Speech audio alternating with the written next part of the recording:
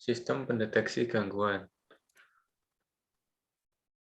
Dari survei yang telah kami lakukan, diperoleh data dari katadata.com, itu konsumsi listrik di Indonesia yang meningkat setiap tahunnya. Ini di tahun 2015 tercatat konsumsi listrik Indonesia sebesar 910 kWh per kapita.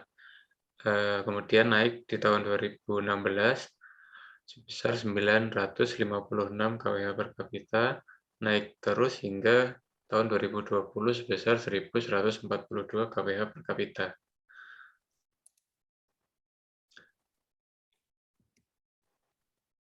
Kemudian ini jika dilihat dari SAIDI dan SAIFI pada tahun 2020, Indonesia mencatat nilai indeks System Average Interruption Duration Index atau SAIDI itu sebesar 12,72 jam dan System Average Interruption Frequency Index atau SAIFI sebesar 9,25.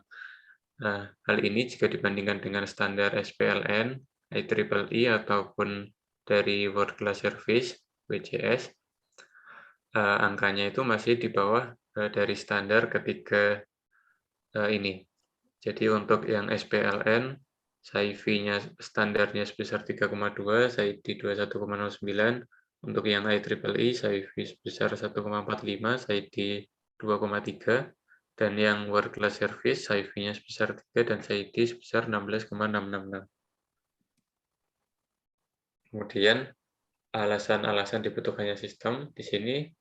Sistem ini dibutuhkan untuk memperoleh keandalan sistem transmisi dan distribusi listrik yang optimal.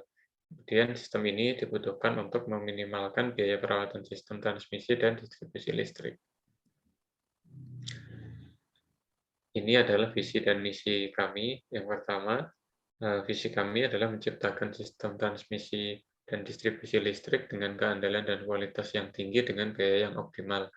Kemudian untuk misi, ini ada 3. Yang pertama, optimasi jadwal maintenance sistem transmisi dan distribusi listrik. Kemudian yang kedua, mengoptimalkan keseimbangan antara efisiensi biaya dan kualitas transmisi dan distribusi listrik. Dan yang ketiga, meningkatkan tingkat preventive maintenance dan menurunkan corrective maintenance. Fungsi utama dari sistem terdapat 4, yaitu mendeteksi tegangan, mendeteksi daya, peringatan gangguan, dan penjadwalan maintenance. Pada mendeteksi tegangan, sistem akan mendeteksi tegangan pada jaringan berdasarkan SPLN tentang aturan distribusi tenaga listrik, di mana batas titik sambung untuk konsumen tegangan 380-230 volt merupakan tegangan nominal, dengan 380 volt pengukuran antar fase dan 230 volt fase ke netral, dengan batas plus 10% maksimal dan minimal minus 10%. Lalu untuk mendeteksi daya, sistem akan mendeteksi daya pada jaringan distribusi listrik dengan mengkalikan nilai VRMS dikalikan dengan IRMS dan dikalikan dengan power factor.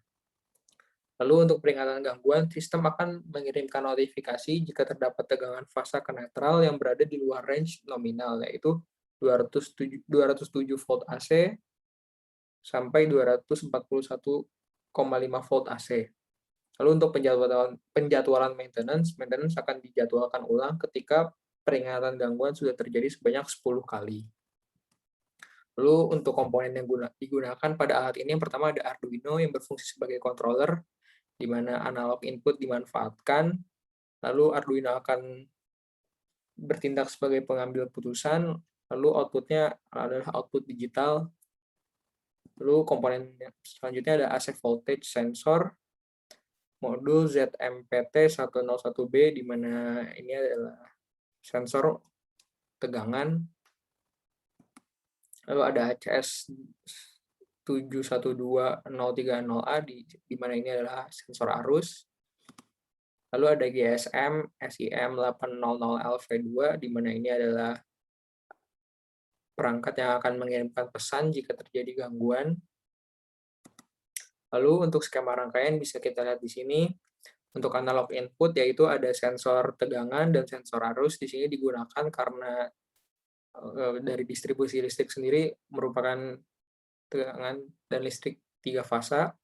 Lalu setelah analog input, maka akan dibaca di Arduino dan akan ada pengambilan keputusan di Arduino, lalu jika terjadi gangguan maka lewat output digital ini GSM akan mengirimkan pesan ke Google Sheet.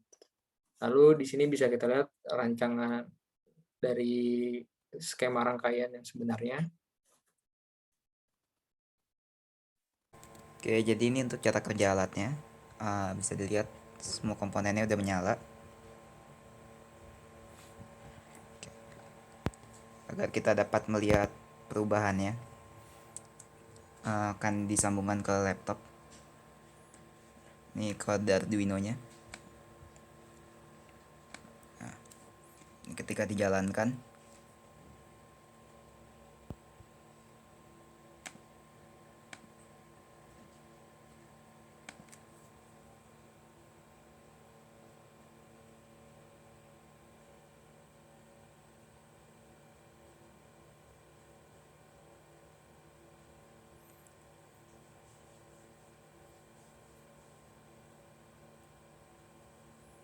yang di awal itu dapat diabaikan itu adalah delay spike inputnya.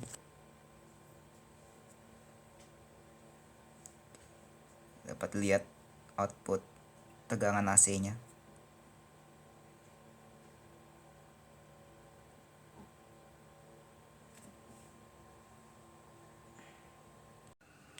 Oke, selanjutnya akan dijalankan simulasi untuk pengiriman notifikasi melalui SMS. Oke, bisa dilihat.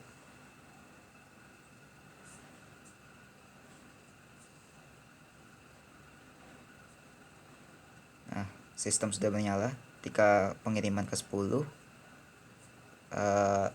akan mengirimkan notifikasi melalui SMS.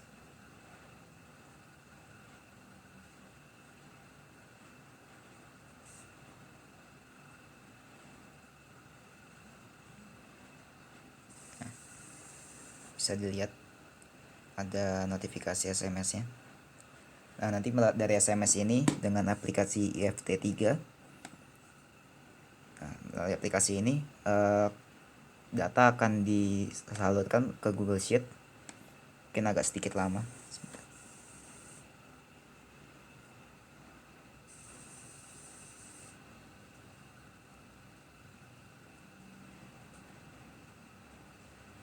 Nah, data sudah masuk. Nah, ketika data ini masuk, kita bisa melihat jumlah data yang telah masuk dan sisanya. Karena ketika sampai di 2000, dia akan ganti sheet baru. Makanya harus ditandain dia udah berapa data yang udah ada. Nah, ini data yang paling baru, data yang paling atas. Yang tadi ini data mentahnya. Ini melihat data yang terbaru di paling atas. Nah, kalau misalkan dia menerima pesan, nanti dia akan mengubah. Pertama dia akan memfilter tahunnya dulu. Jadi yang belum lewat dia akan ubah semuanya, yang belum lewat tahun dan bulannya. Nah, selanjutnya kalau udah, ini kan belum lewat semua. Misalkan ini kita jadiin 7 lagi. Nah, dia nanti akan jadi 3 tanggal terbaru ini. Jadi ini terkoneksi antara dua sheet. Dia yang ngubah. Ini kondisinya dari SMS yang paling atas. Kalau misalkan kodenya yang paling terakhir ini, kode yang paling terakhirnya ini kita ganti jadi, misalkan kita ganti jadi, ini kita copy dulu. Misalkan ini di copy ke 3 data yang terbaru, berarti yang di sini. Nah, dan yang ininya nanti kita kirimkan pesan, dan nanti ini menjadi false ketika diberikan perintah baru. Setelah di maintenance ini akan kembali menjadi false. Oke, sekian demonya, terima kasih.